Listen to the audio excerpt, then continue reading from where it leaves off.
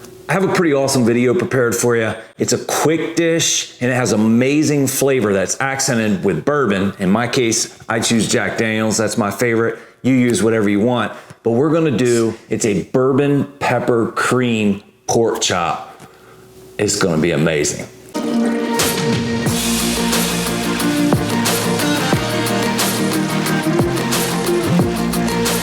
There's two ways you could go wrong with pork chops. You can overcook them and they're gonna be dry and chewy, or you can under-season them and then they have little to no flavor. Let's make sure that we don't have either one of those problems, and I'm gonna show you how.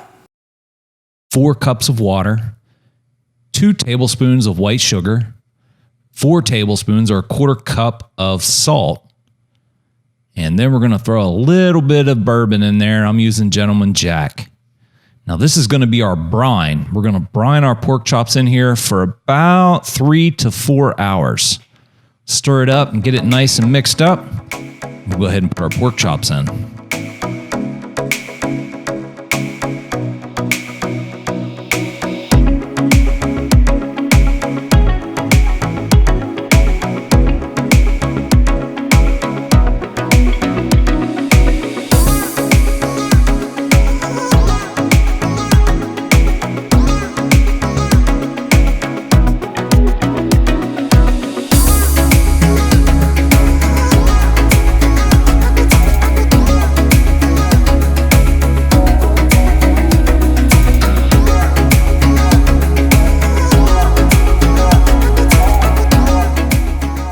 So we're gonna start with 5 tablespoons of unsalted butter. Then we're gonna go with 16 ounces of light cream. In a separate pan, we're gonna put a little bit of extra virgin olive oil. We're gonna get that up to temperature. After this butter melts, we're gonna go ahead and add some salt.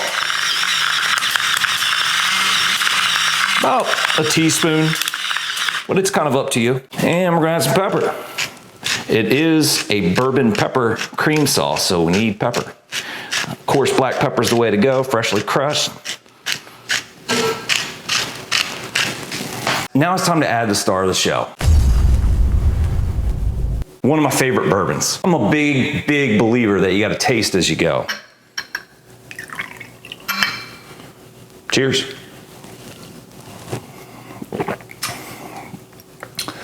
That tastes good. So after we give that a little stir, we're gonna go ahead and add the Jack. We're just gonna add 1 nice shot of Jack and maybe a little half one for good times.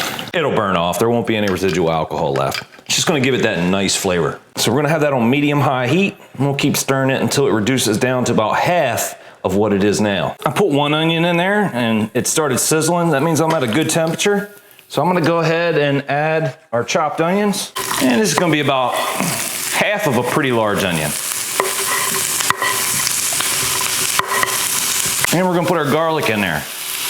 That's about 4 cloves.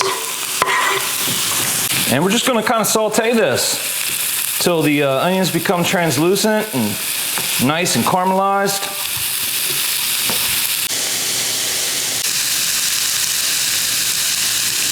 Hey, you guys enjoying the video? If you are, do me a favor. If you haven't hit that subscribe button already, go ahead and hit that subscribe button. You can stay up to date with more videos just like this right here on Delmarva Backyard.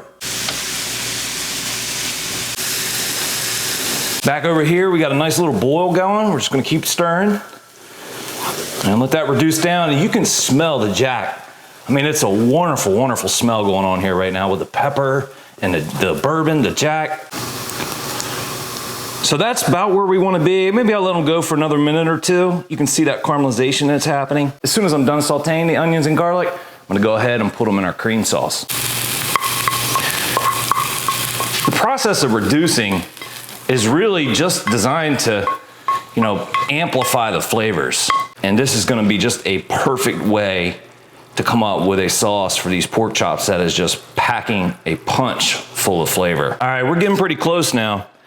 But we have one more addition to put in our sauce. And we're gonna put about 1.5 teaspoons. Well, let's put 2 teaspoons of brown sugar in there. Stir that in. And we're gonna pull this from the heat here in just a second, as soon as this dissolves and mixes in. That's about it right there. Now we're gonna put that to the side. So we're gonna go ahead and pull our pork chops out of our brine. They've been in there for about 3 hours. We're gonna get ready to season these guys. Cooking a good pork chop, a lot of it has to do with buying a good pork chop. You want a pork chop that's at least 3/4 of an inch thick, and that's about what these are. If you can find bone in, I would even suggest to go bone in. Now these are pork loin center cut chops. I would have preferred to have bone in, but they didn't have them, so we got boneless. You want to have plenty of seasoning on these guys.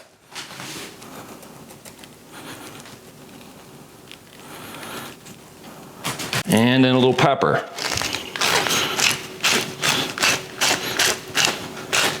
You want a nice even layer of seasoning. Now we're gonna flip them and do the same thing on the other side.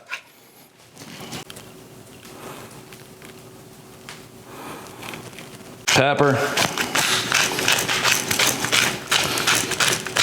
All right, so here's my setup. And what I have found is you need to really kind of do them individually in their own packet. I just get better results like that. I'm not sure why, to be honest with you, but I just do.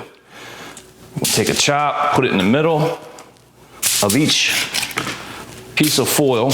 There's our sauce. Now, we're gonna put just a little bit of sauce in each foil packet. And then at the end, we're gonna top it with this sauce. I'm just gonna take, I don't know, half ladle full and just kind of put that inside there like that. You wanna make sure you have enough for each chop in the foil and then save about the same amount to top it when they're done. I'll fold that guy up.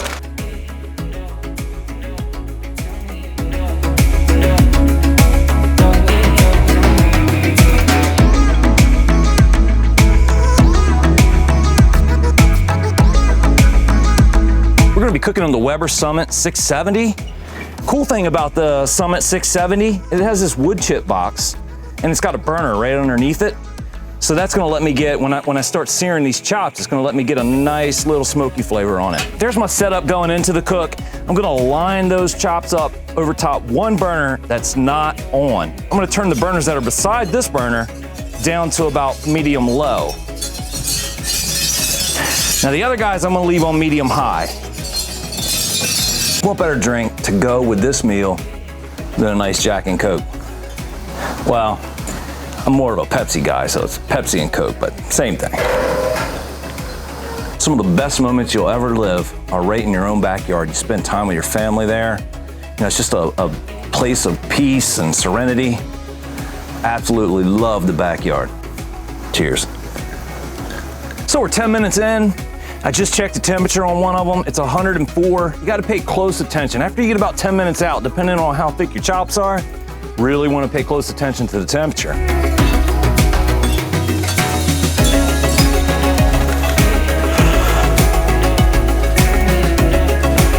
Not quite. You can see I went ahead and put a cast iron pan on. That's how I'm gonna sear them. We wanna make sure we don't lose any juice, any flavor, so we're gonna keep it all right in the pan. So we're at 139, 140 on this one. I'm gonna go ahead and put them in the pan. You wanna be all over the temperature and make sure you have it spot on. We're gonna pull them at 145. They'll carry over to about 150. That's about where I like my pork.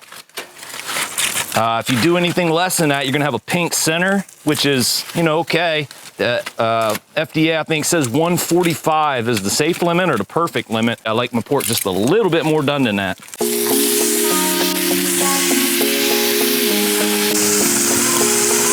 I got this pan just searing hot. Oh yeah, that's beautiful. That little guy's done.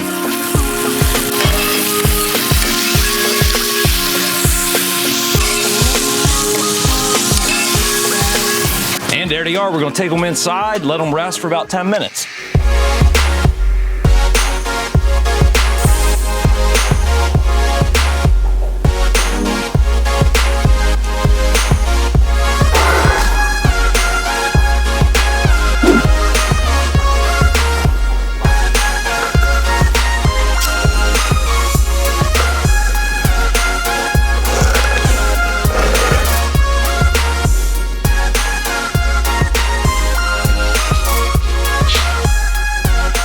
Pretty quick, pretty easy, and I can tell you the flavor is going to be out of this world.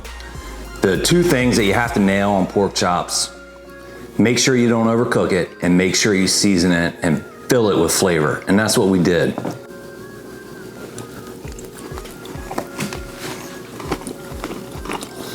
Wow. This is one heck of a meal. These pork chops are quick, they're easy, and they have so much flavor.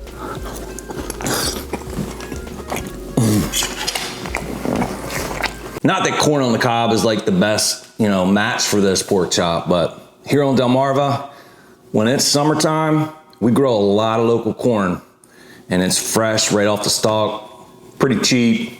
It's good stuff.